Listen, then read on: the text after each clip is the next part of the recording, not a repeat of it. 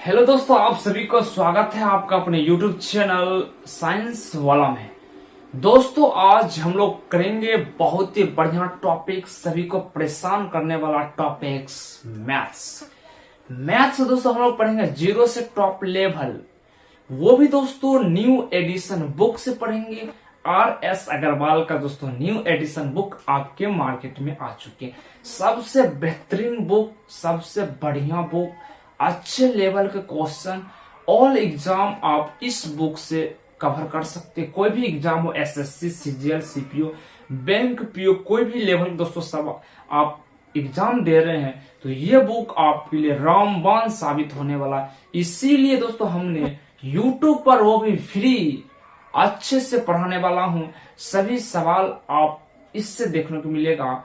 आप चाहे तो बुक खरीद सकते हैं और बुक से और यहाँ से इस क्लास से आप कवर करिएगा हर सवाल का सॉल्व। आइए पहला आज हम लोग शुरू करेंगे नंबर सिस्टम। नंबर सिस्टम पढ़ेंगे वो भी जीरो से। समझते हैं मेरे दोस्त नंबर सिस्टम, संख्या पद्धति। नंबर सिस्टम में सबसे पहले पढ़ रहे हैं हम लोग रियल नंबर क्या होता है। रियल नंबर को दोस्तों हम लोग क्या कहते हैं? वास्तविक संख्या। क्या कहते हैं दोस्तों? वास्तविक संख्या। हमने रियल नंबर को दो पार्ट में बांट चुके हैं। हमने रियल नंबर को टू पार्ट में। रियल नंबर दो प्रकार के, एक होता है रेशनल, एक होता इनरेशनल, यानी कि परिमेय संख्या, एक अपरिमेय संख्या। आप बताइए क्या रेशनल नंबर क्या होता है, यानी कि परिमेय संख्या क्या होती है? दोस्तों परिमेय संख्या वैसी संख्या होती है जिस भी संख्या को अगर हम P/Q के रूप में लिख लेंगे वैसी संख्या परिमेय संख्या कहलाएंगे। यानी कि अगर हम ऊपर नीचे लिख लेंगे तो वैसी संख्या परिमेय संख्या होगा। यानी कि जिस संख्या को अगर P/Q के रूप में लिख सकते हैं वैसी संख्या एक परिमेय संख्या कहलाएगी। एग्जाम्पल आपके सामने 2/4, 5/3, ये जो सभी संख्या अगर यानी कि हुआ P हुआ और ये क्या हुआ Q हुआ, यानी कि P/Q के रूप में लिख चुके हैं तो ये संख्या क्या होगा? एक परिमेय संख्या होगा। लेकिन एग्जाम्पल नंबर 2 में समझते हैं अपरिमेय में।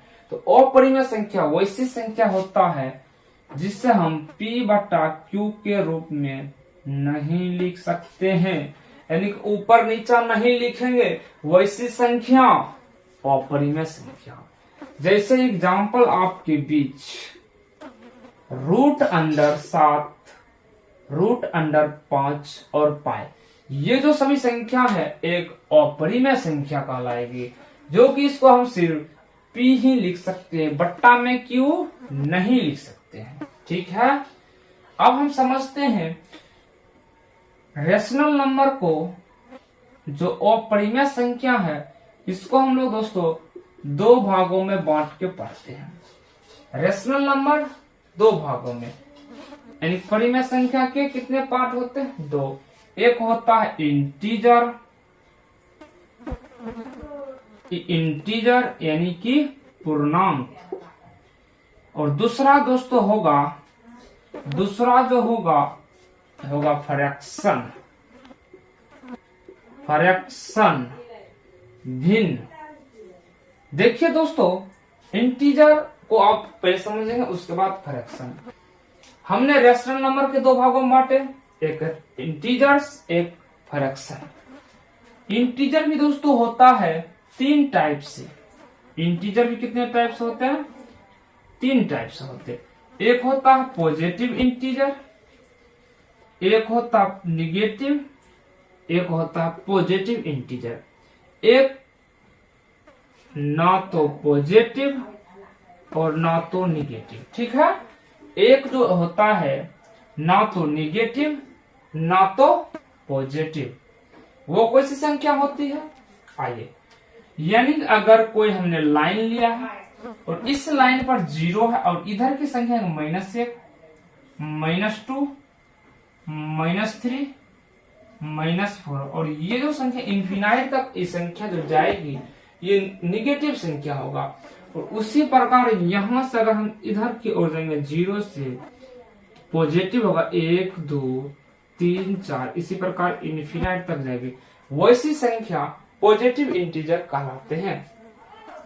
यानी कि हम लोग दोस्तों माइनस इन्फिनाइट से प्लस इन्फिनाइट तक जो संख्या होती है वो इंटीजर कहलाती है। हाँ, इतना आप लोग समझ गए हो। और ये जो इसका एग्जाम्पल होगा 0, यानी कौन एक ऐसी इंटीजर है ना तो पॉजिटिव हो सकती है ना तो निगेटिव हो सकती है, वो संख्या क्या है मेरे दोस्त? 0 है। आप फ्रैक्शन को समझते हैं। फ्रैक्शन को हम लोग दो पार्ट में बांट के पढ़ेंगे, एक होता दोस्तों टर्मिनेटिव,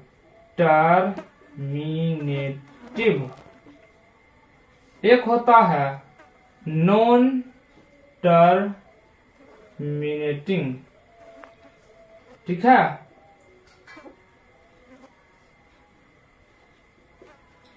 अब दोस्तों टर्मिनेटिव क्या होता है, एक नॉन टर्मिनेटिव क्या होता है? दोस्तों टर्मिनेटिव यानी कि शांत दशमलव संख्या, और नॉन टर्मिनेटिव अशांत दशमलव संख्या, इसे हम पुनरावृत्ति भी संख्या कहते हैं। ठीक है मेरे दोस्त।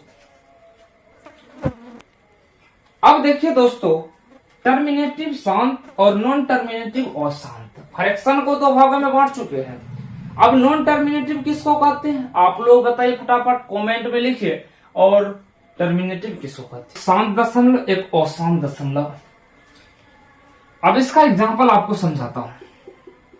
देखिए दोस्तों, टर्मिनेटिव संख्या क्या होती है? यानी शांत दशमलव वैसी संख्या जो पूरी आगे जाकर भी पूरी तरह कट जाए, वैसी संख्या शांत दशमलव संख्या। एग्जाम्पल समझते हैं। जैसे हमने 2 को 4 से भाग देते हैं, यहां पर 0 पॉइंट क्या आ जाएगा? 5, यानी पूरी तरह कट गया ना। लेकिन यहां पर एग्जाम्पल आपको समझाते हैं।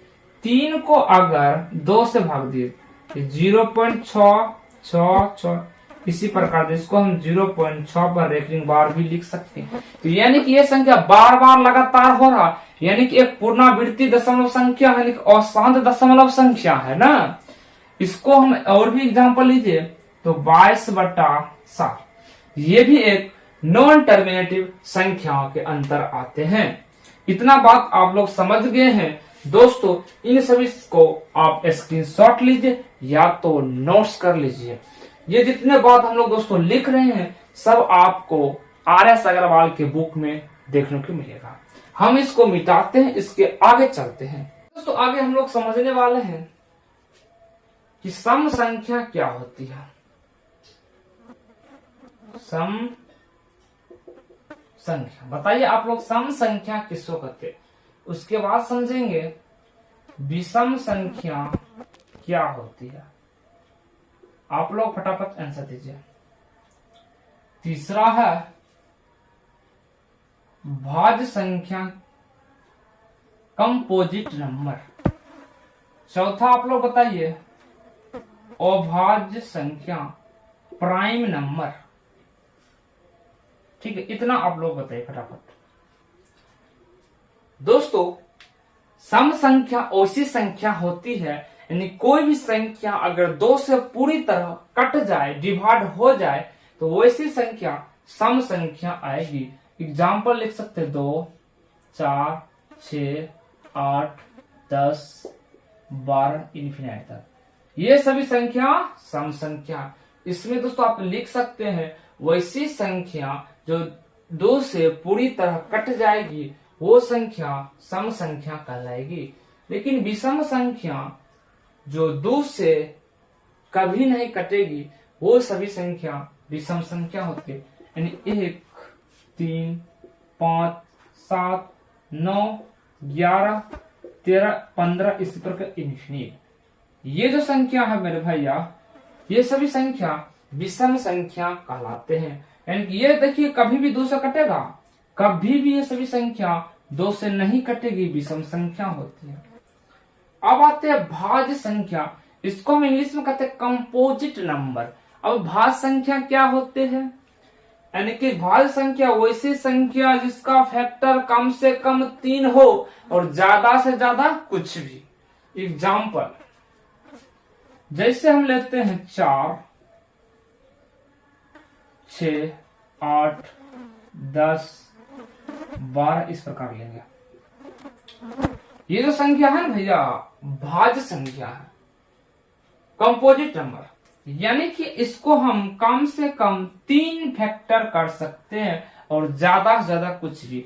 2 फैक्टर नहीं होना चाहिए, कम से कम 3 फैक्टर, तो वो संख्या भाज्य। जैसे हमने इसको 1, 2, 4, इसको देखिए 1, 2, 3, 6, इसको देखिए काटिए 1, 2, 4, 8, यानी कि कम से कम एकमात्र संख्या 4 है जो 3 ही इसका फैक्टर किया जा सकता, इसके आगे 4, 5 कुछ भी मिलेगा, तो वो सभी संख्या भाज्य संख्या। क्या 2 क्या है, 2 दोस्तों भाज्य संख्या नहीं है, 2 क्या है, एक अभाज्य संख्या है ना। अब अभाज्य संख्या क्या होता है, अभाज्य संख्या वैसी संख्या होती है कम से कम 2 फैक्टर, इससे ना तो ज्यादा ना तो कम, ठीक है। जैसे एग्जांपल 2, 3, 5, 7, 11, 13, 17, 19, इसी प्रकार इन्फिनिट, ठीक है। अब ये संख्या को देखा जाए तो या तो अपने से कटेगा या तो 1 से कटेगा।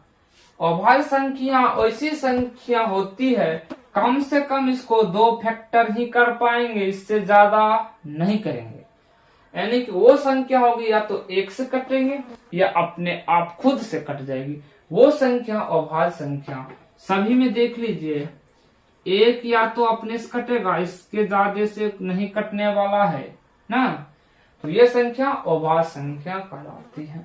इतना बात आप वो समझ ही गए होंगे। इसको मिटाते हैं, आगे चलते हैं। प्राकृतिक संख्या क्या होता है,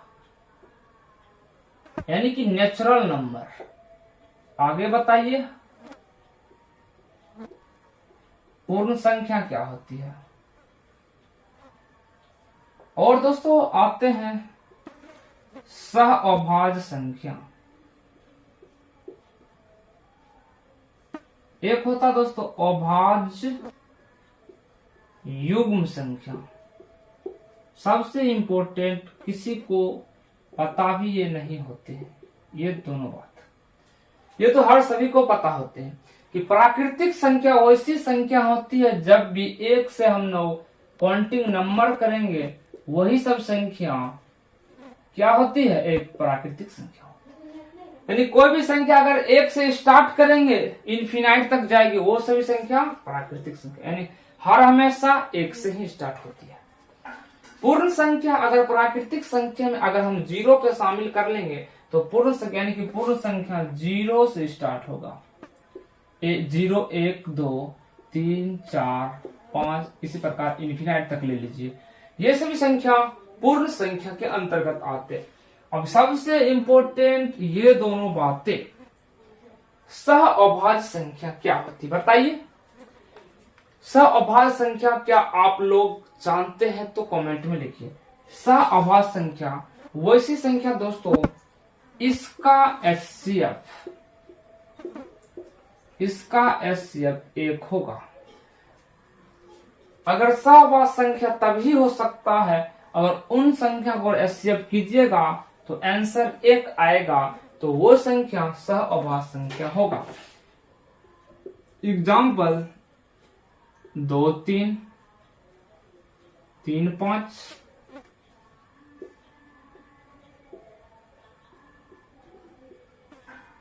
5, 7, 7, 9, ये दोस्तों संख्या है ना, क्या है ये एक सह अभाज्य संख्या है, ठीक है।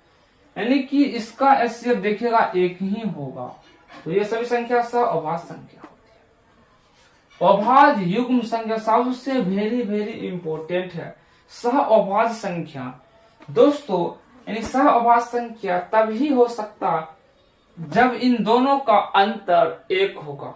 जब इन दोनों का अंतर एक होगा वो सभी संख्या सह अभाज्य युग्म संख्या का, सह नहीं दोस्तों, अभाज्य युग्म संख्या। एग्जाम्पल आपको बताता हूं। तो दोस्तों ले सकते हैं 5,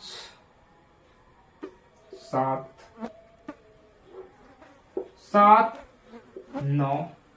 अभी ये जो दोस्तों संख्या है इसका अंतर आपको देखना पड़ेगा, क्या 2 आ रहा है?